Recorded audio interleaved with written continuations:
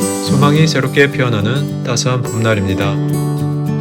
하나님의 말씀 안에서 마음의 평안과 기쁨이 가득한 하루 보내시기를 바랍니다.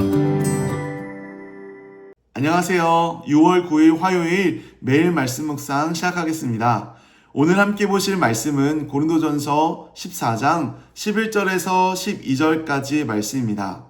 그러므로 내가 그 소리의 뜻을 알지 못하면 내가 말하는 자에게 외국인이 되고 말하는 자도 내게 외국인이 되리니, 그러므로 너희도 영적인 것을 사모하는 자인즉 교회의 덕을 세우기 위하여 그것이 풍성하기를 구하라. 아멘. 고린도 교회는 사도 바울이 1년 반 동안 말씀을 전하며 섬겼던 교회였습니다. 건강한 교회가 되기를 누구보다도 바울은 바랬을 것입니다. 고린도 교회는 참 은사가 넘치는 교회였죠. 방언도 있었고 예언도 있었고 지식도 능력도 있었습니다. 근데 이상하게도 그 많은 은사가 교회를 세우기보다도 오히려 교회를 혼란스럽게 만들었습니다. 왜 그랬을까요? 하나님을 드러내기보다도 자기 자신을 드러냈기 때문이죠. 그래서 바울은 12장에서 다양한 은사를 설명한 뒤에 13장에서는 사랑에 대해서 이야기합니다. 그리고 13장 마지막을 이렇게 마무리하죠. 그런즉 믿음, 소망, 사랑, 이 세 가지는 항상 있을 것인데 그 중에 제일은 사랑이라. 근데 바로 이어서 14장 1절에서 이렇게 말합니다. 사랑을 추구하며 신령한 것을 사모하되 특별히 예언을 하려고 하라. 왜 갑자기 예언을 말하는 걸까요? 바울의 관심은 은사 자체가 아니라는 겁니다.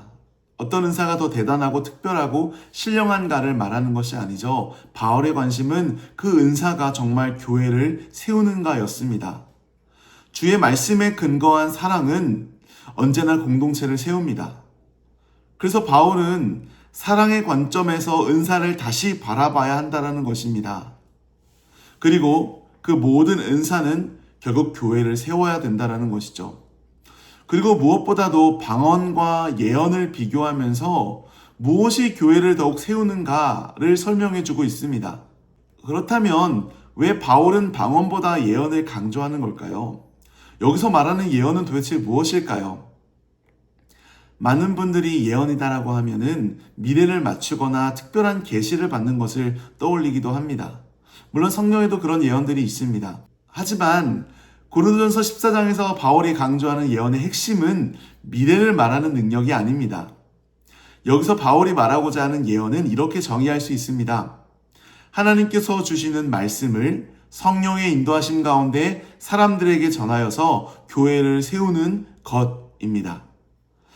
그래서 바울은 예언의 목적을 이렇게 설명하죠. 고린도전서 14장 3절에 그러나 예언하는 자는 사람에게 말하여 덕을 세우며 권면하며 위로하는 것이요.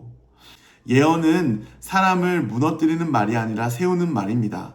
또한 정죄하는 말이 아니라 권면하는 말이고 사람들을 두렵게 만드는 것이 아니라 오히려 위로하는 말이다라고 말하고 있죠. 그렇다면 오늘날의 예언은 무엇일까요? 오늘날에는 사도들과 선지자들처럼 새로운 성경의 계시를 받는 시대는 아닙니다. 하지만 성령께서는 여전히 기록된 말씀을 통해서 우리에게 말씀하시고 교회를 세우시죠.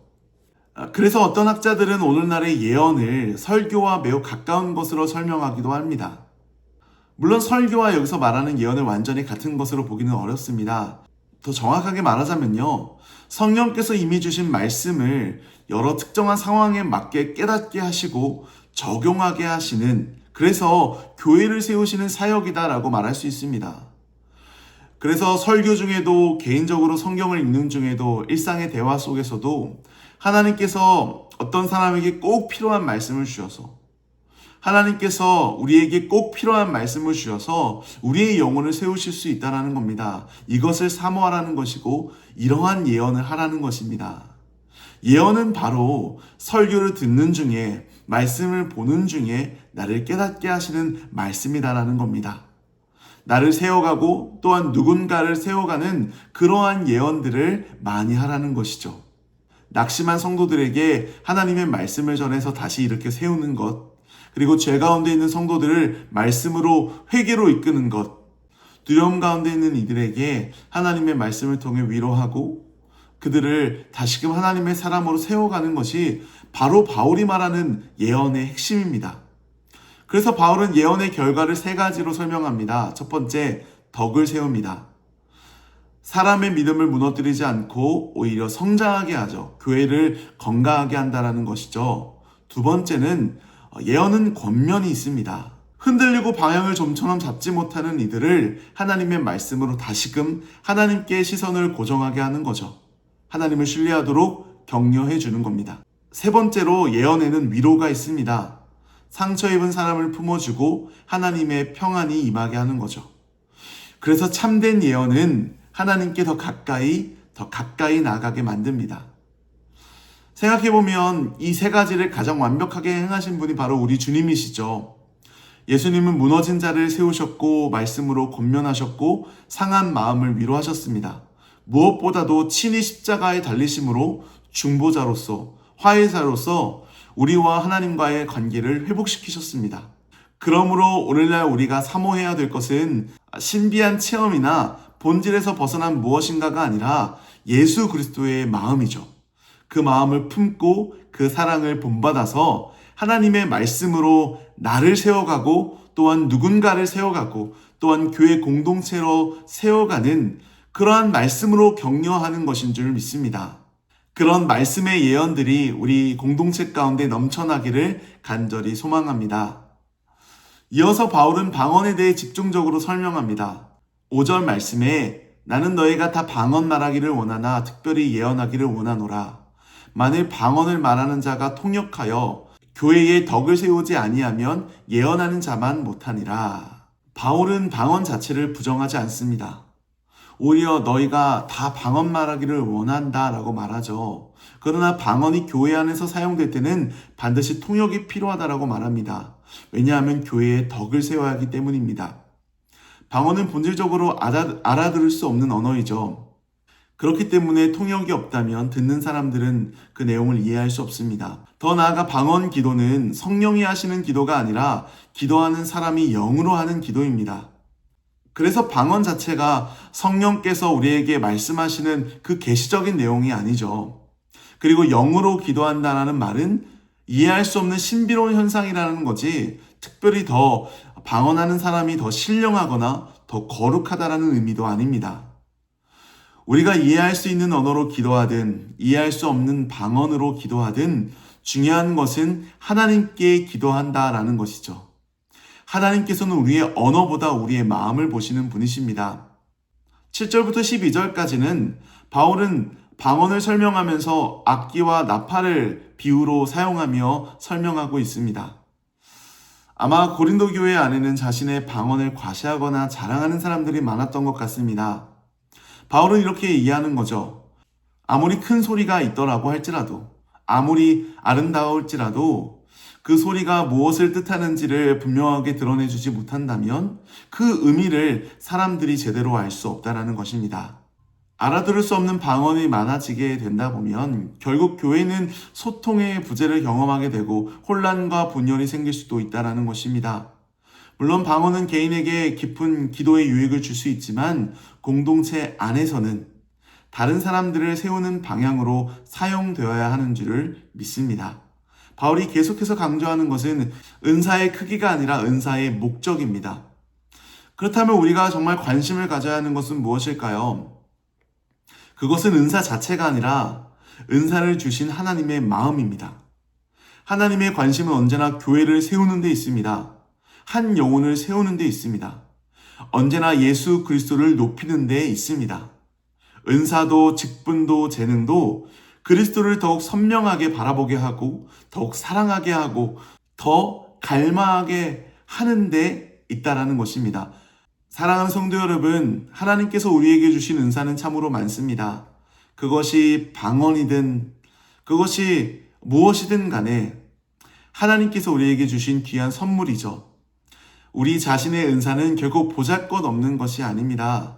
누군가에 비해서 부족해 보이거나 그렇게 비교의 대상으로 여겨질 것이 아닙니다.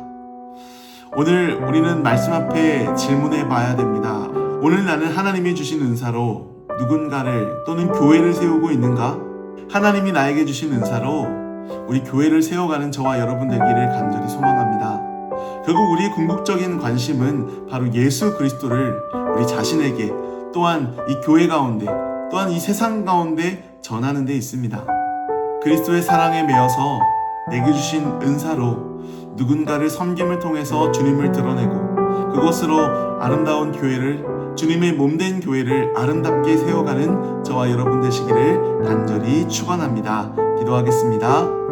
사랑의 하나님, 하나님께서 주신 은사들로 우리 자신을, 또한 우리 교회를 건강하게 아름답게 세워가는 우리가 되게 도와주시옵소서. 주님의 뜻대로, 주님의 목적대로 잘 사용할 수 있도록 도와주시옵소서. 그래서 세상 속에서, 또한 교회 속에서 무너진 영역들이 있다면 세워가게 하여 주시고, 회복이 필요한 부분들이 있다면 회복을 위해서 우리의 은사를 사용하여 주시고, 낙심한 자들 가운데 하나님의 위로를 전하는 우리 모두가 되게 도와주시옵소서.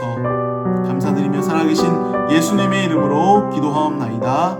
아멘. 화요일 기도 제목 놓고 함께 기도하겠습니다.